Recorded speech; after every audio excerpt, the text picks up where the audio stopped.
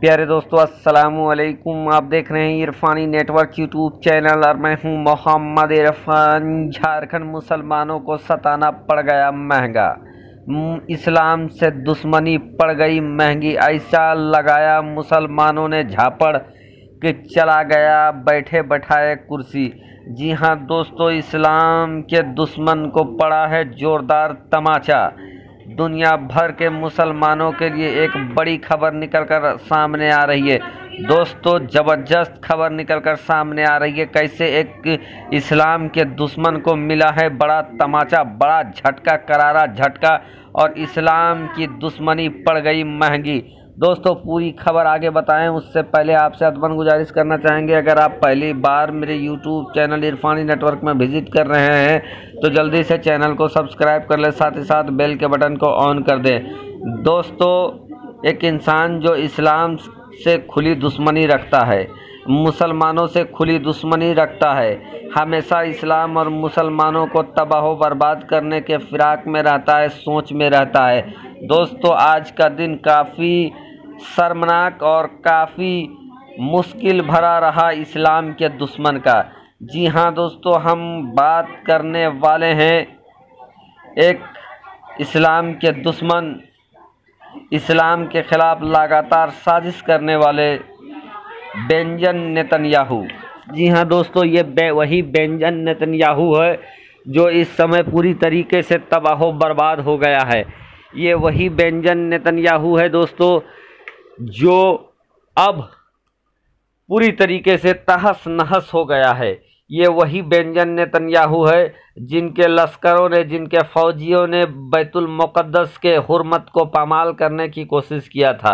ये वही Benjamin Netanyahu है दोस्तों जिनके सैनिकों ने जूते समेत बैतुल मुक़द्दस के अंदर घुस आए थे और गोला बारूद और बमबारी किया था। ये वही बेंजामिन नेतन्याहू है दोस्तों जिसने गाज़ा पट्टी में बेशुमार मुसलमानों को इस दुनिया से ख़त्म कर दिया, उनके ऊपर गोलियों की बौछार कर दी। ये वही बेंजामिन नेतन्याहू है दोस्तों जो लगातार फ़लस्तीन को हड़पता जा रहा है।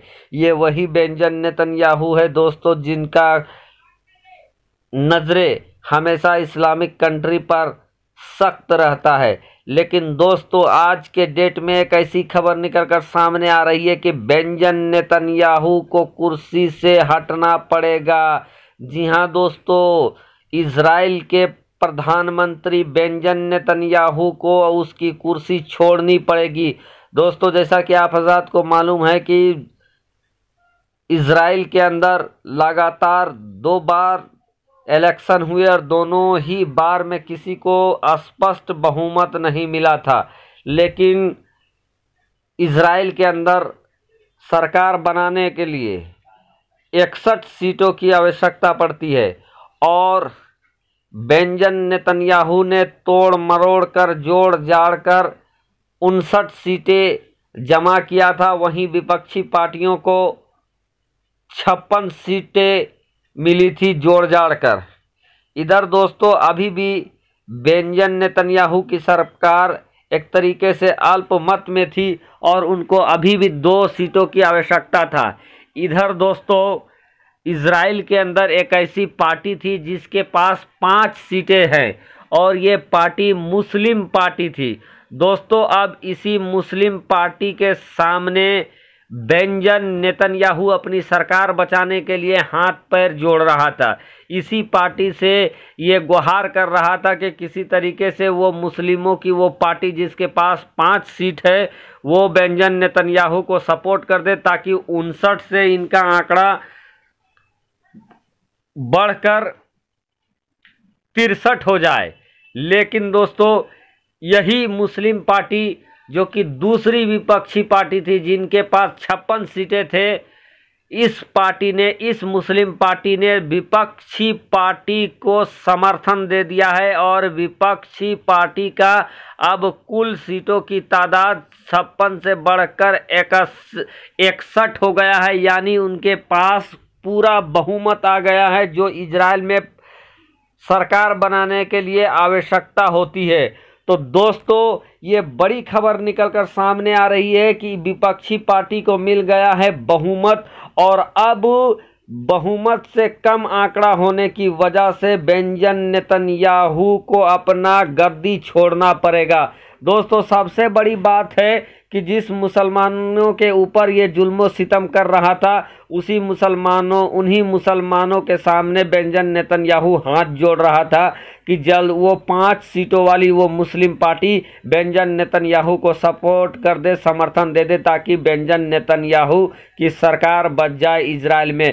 लेकिन दोस्तों, उस मुस्लिम बहुल पार्टी ने, जिनकी 5 सदस्य, उन लोगों ने इसको नकार दिया, इसको खारिज कर दिया और उन्होंने विपक्ष को समर्थन दे दिया है। और जब अब विपक्ष को समर्थन दिया है दोस्तों, तो अगला 2 से 3 दिनों के अंदर इजराइल में बेंजामिन नेतन्याहू को झटका लग गया, कुर्सी चली गई। हो सकता है आने वाले दिनों में सलाखों के नीचे भी बेंजामिन नेतन्याहू नजर आए और 2 से 3 दिनों के अंदर दोस्तों इजराइल के अंदर नए प्रधानमंत्री का गठन होगा, नया प्रधानमंत्री आ जाएगा। दोस्तों, नए प्रधानमंत्री के जो आएंगे उनका भी प्रारूप है, चूंकि गठबंधन उनके अंदर भी है, तो जो नए प्रधानमंत्री बनेंगे वो 2 सालों के लिए बनेंगे और 2 साल के बाद फिर से दूसरे जो प्रधानमंत्री बनेंगे वो 2 साल के लिए बनेंगे। इस तरीके का एग्रीमेंट हुआ है, ये इस तरीके का जानकारी आया है। बेंजामिन नेतन्याहू तमाम कोशिश करने के बावजूद वो जो बहुमत का आंकड़ा चाहिए था उस आंकड़े को नहीं छू पाया और अब बेंजामिन नेतन्याहू प्रधानमंत्री की कुर्सी भी गंवा दिया। दोस्तों, जो जुल्म करता है उसका अंजाम भी बहुत दर्दनाक होता है और कहीं ना कहीं दोस्तों ये जोरदार झटका उन शहीद मुसलमानों के तरफ से है, उनके परिवार के तरफ से, जिन्होंने बेंजामिन नेतन्याहू के लिए बद्दुआ किया था। और समझ लीजिए कि बेंजामिन नेतन्याहू को वो बद्दुआ लग गया है, प्रधानमंत्री की कुर्सी खिसक गई बेंजामिन नेतन्याहू को और 2 से 3 दिनों के अंदर दोस्तों इजराइल के अंदर दूसरा मुस्लिम पार्टी समर्थित सरकार गठन होने जा रहा है, बनने जा रहा है। तो उम्मीद करेंगे दोस्तों आने वाले दिनों में फ़लस्तीन और इजराइल के बीच जो कड़वाहट है, जो टकराव है, वो थोड़ा सर्द हो, वो थोड़ा कम हो, चूँकि जिस पार्टी की सरकार रहेगी उस पार्टी को समर्थन मुस्लिम बहुल पार्टी दे रहा है और उसके पास 5 सीटें हैं। अगर ये भी पार्टी टरबर करती है तो उसको ये डर रहेगा दोस्तों कि अगर हमने मुसलमानों के ऊपर जुल्म किया तो कहीं ये पार्टी ने अपना समर्थन वापस ले लिया तो फिर हम 56 में पहुंच जाएंगे, हमारी सरकार गिर जाएगी। तो उम्मीद करेंगे आने वाले दिनों में गाजा और फ़लस्तीन के लिए बेहतर हो।